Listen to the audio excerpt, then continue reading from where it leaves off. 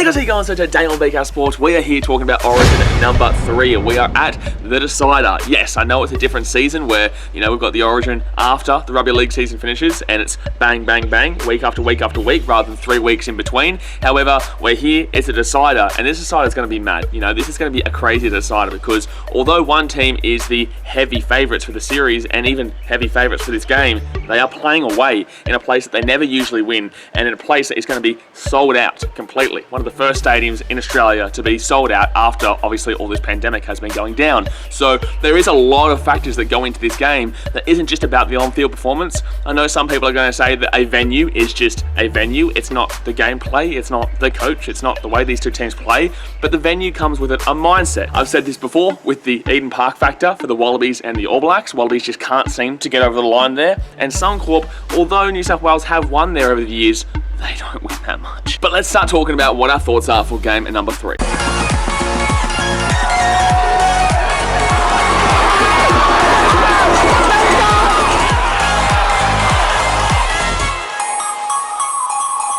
Alrighty, so before we get into Game 3, let's talk about the opening 2 games. Game 1, obviously Queensland won that one 18-14. Now, just quickly, I did call that. I said Queensland win like 18-16 or something like that. I said it'd be a low-scoring grind. Usually, the team who is the underdog for the series can get up for this game and really pile forward and really get something going, and that's exactly what Queensland did. Game 2, New South Wales won very significantly. They won 34-10. I did say they'd win by a big margin because that's usually how it goes. Not only were they the home team, not only are they the series favourites with a much better team in regards to on paper, but usually when it comes to that second game, the team that is the heavy series favourites comes back after that early round loss, that early game 1 loss, and comes out and dominates game 2 and wins by a ton. And that's exactly what happened in this game. So I'm pretty happy to say that I caught both of them. So hopefully I can go 3 for 3 this year. Now, there were changes with the New South Wales team from game 1 to 2 in regards to the halves. However, I did say last week that I thought that the Cody Walker and Cleary might actually work better because Cleary is a more definitive half and he decides the direction. And Cody Walker, on the other hand, he's more of a nifty player out the back,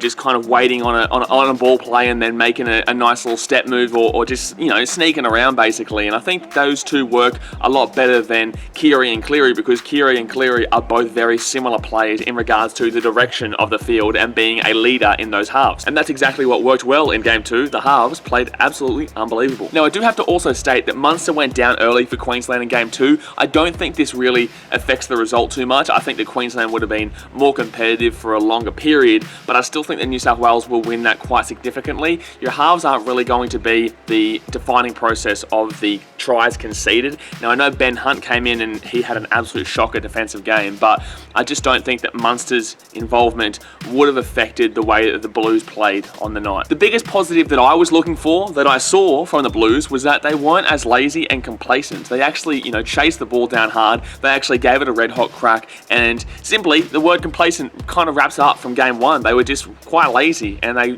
think they already basically thought they'd already won it based on the two teams on paper. So going into game 2, I was looking for them to give a bit more energy and give it a bit more of a crack, and that's exactly what they did. Now, yes, a lot of people might say that New South Wales having the home game at ANZ Stadium is going to be that big factor, and yes, it is going to be a big factor, but in the same sense, I've also seen New South Wales lose in New South Wales a lot of times as well. So it's not just the stadium. But yeah, I think New South Wales definitely proved that they have what it takes to, dominate the game as the odds suggest. In regards to Queensland in game 2, it just wasn't their night. Obviously, Munster went down early, so the attack's gone. You've got Cherry Evans there. You bring in Ben Hunt, who, look, I'm not going to come and rag the guy. I think he's quite overrated, but in the same sense, maybe he's not worth the money that he's on at the Dragons, but, he comes into the Queensland side, and I just didn't. He wasn't horrible in regards to attack, but he did nothing really, and the defense was just absolutely shocking. So for me, that was a huge critical blow early days that, like I said, doesn't really necessarily affect the scoreline, but there was never going to be an attacking strike force from Queensland that could try and push for the game and make it an even game. So without Munster, there was no attacking direction, and yeah, that was something that really lacked there for Queensland in regards to the attack. Not only this, but no one really had a good night. I think Phillip Sami proved that he's not quite ready for Origin yet. He didn't have a great game 1, didn't have a great game 2, and he has been adjusted accordingly for game 3. But we're going to get into the team list in just a moment. So to wrap all that up, game 1 and game 2 basically went to plan, in my opinion. I think that was always always going to happen in game 1. It was always going to happen in game 2. And game 3s are always quite up in the air. They are mixed. Sometimes you can see an absolute blowout, but that was more so in the days when Queensland had an unbelievable, immortal kind of team with your Smiths and your Slaters and your Inglis's and, you know, all those Cooper Cronks and Thurstons. You know, ridiculous. Even thinking about those names right now in the same team is just stupid. But those game 3s that I'm talking about was mainly with that team. So although it can happen as a blowout in game 3, it doesn't normally happen. Usually it's quite a close game and it can go either way. Look at last year, for example. Queensland were very heavy underdogs. It was in New South Wales. They were down by like 8 points with, what, 5-10 minutes to go and came back to tie the game. Had a chance to win it, but obviously the Blues came up with that miracle play that we all saw at the end of last year. So, you know, that was a tough one. That was a tough one. But that was also in New South Wales.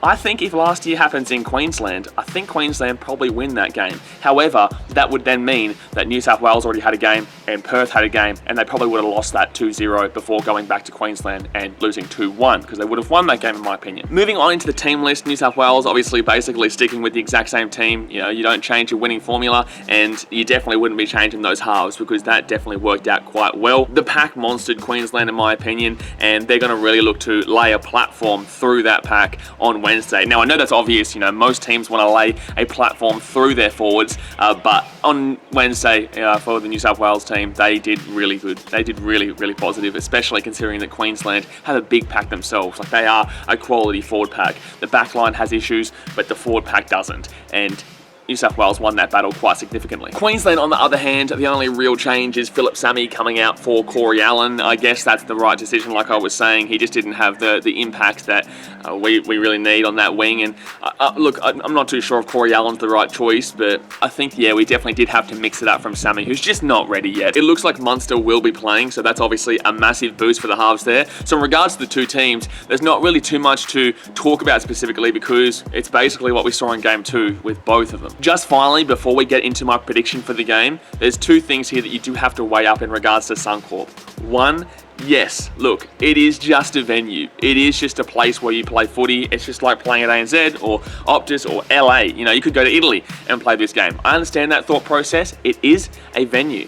But you've also got to realise that with venues come mindsets. Like I was saying with the Eden Park situation where the Wallabies can't win there, it's very similar here. New South Wales find it incredibly tough to win in Queensland. Queensland have never really had that similar issue in regards to ANZ. Their issue, Queensland issue, is actually winning away at places like Perth. I'm surprised they won in Adelaide. That was the thing that I mentioned in game 1 too, that I didn't know if they were going to win, because they have a horrid record when not playing in Queensland, New South Wales. I really feel like Queensland know how to get up for it, even in New South Wales, but it's just those other matches, whether it be the MCG or, you know what I mean, like, it's just not their kind of style. So that is a big problem for Queensland. But New South Wales, they don't have the ability to go up to Queensland usually and win. I think they've won 2 out of the last 10 years, and I think it's been 15-20 years since they've won a decider at Suncorp Stadium. So it's going to be an incredibly uphill battle, and especially considering that Queensland has made the restrictions released and it's 100% capacity.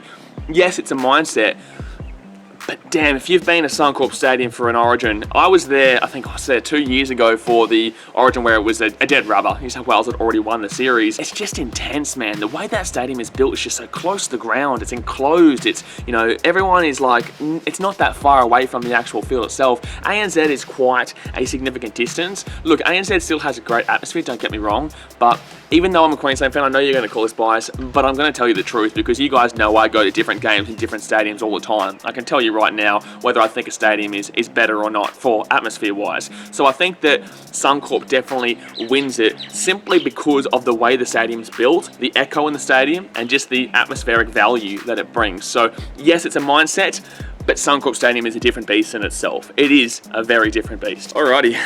So what's my prediction, eh? What's my prediction for game number 3? Now, guys, just quickly, before I give my prediction, don't forget, go down there right now. I'll give you time. Go and hit that subscribe button right now, and hit that thumbs up button. But don't forget, we are going to be streaming on Wednesday night for the game. Don't you worry. We will be streaming it. We'll be talking here, having a bit of banter. Queensland fans, New South Wales fans, you know, they've been pretty big streams lately, so you definitely want to come in with, it's like an interactive commentary, a live commentary, talking about the game with you guys and having a bit of a laugh. So obviously, if you don't want to listen to the Channel 9 commentary, or you just want to interact with other people watching the game, then definitely come along and join us for a big stream. But what's my prediction for this game? I'm going to go with Queensland, lads. I'm going to go with Queensland. I know that people are going to say that's biased, but I just want to say that Game 3, very up in the air. If this game's at ANZ Stadium, New South Wales win. If it was at like MCG or Perth, New South Wales win. But I don't think that New South Wales are going to be able to deal with the intensity from the atmosphere at Suncorp Stadium. They do have the better team, and that's why it's going to be an incredibly close game. Probably have the more clinical finishes in the team, and really probably should be winning this game, but I just think that Suncorp Stadium is going to be preventing that from happening, especially considering the fact that people from New South Wales can't go to Queensland. So it's basically going to be all Queenslanders there, maybe a couple New South Wales fans here or there, but it's going to be predominantly, massively Queensland. I still think that the Queensland halves in Munster and Cherry Evans get the job done more than Cleary and Walker. I think that, yeah, Cleary and Walker are great, but I still think that Munster and Cherry Evans are the two primo halfbacks in this competition. Damien Cook, fantastic hooker, beats out Jake Friend. Another thing I didn't mention as well is that Harry Grant comes in as a bit of a utility. That's something that I'm looking forward to. Obviously, he's quite young, so he'll just kind of interject when needed, but I'm really looking forward to maybe late in the game, if they need a little bit of a spark, bringing him on. You know, Jake Friend comes out, who's a tackling machine. You do need him, he's a consistent player, but you bring on Harry Grant, mix it up, and that's going to really bring some feistiness and really bring some energy to this team. So I think that's a huge impact player that comes on late in the game and just goes absolutely bang. So that's another reason why I think Queensland are going to have that energy in that final 15-10 minutes, plus the energy that they're going to get anyway from the atmosphere of the home stadium. I just think the Queensland are going to be able to shock here.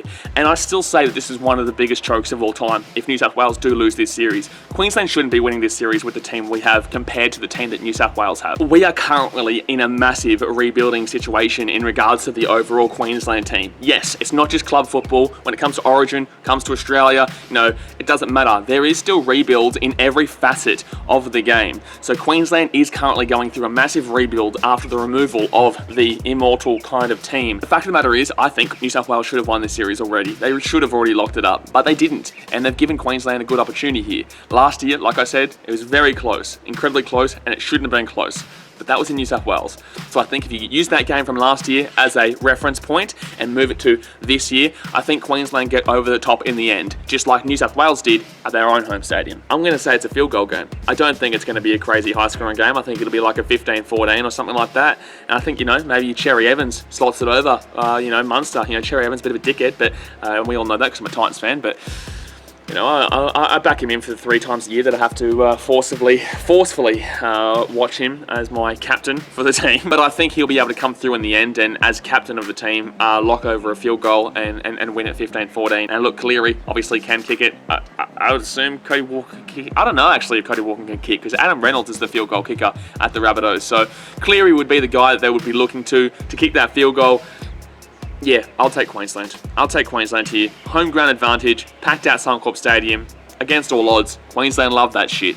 Come on, the Maroons. Anyway, guys, that's going to do us for today's video. I hope you have enjoyed. Definitely smack that thumbs up button if you have not already. Obviously, like I said, subscribe if you haven't already. We've been smashing out streams. You guys have been loving the international rugby I've been putting up there. You know, we've got NFL, Premier League, you know, we've got the Origin here. Cricket's coming up soon. So definitely hit that subscribe button. Also, don't forget, jump down there into the comment section right now and let us know your actual prediction for the game. I don't care who you support. I care about who you think is going to win. You know, I could easily say Maroons win by 400, but I don't think that's going to happen. So it's great that you think, oh, New South Wales by 40, Queensland by 50. It's not going to happen. Neither team's going to win by 40 or 50. So give us a realistic prediction for this game, and I'm looking forward to seeing what your thoughts are. But I'm going to jump off for now. Appreciate you as always, and I'll see you next time. Thanks for watching. Catch you later.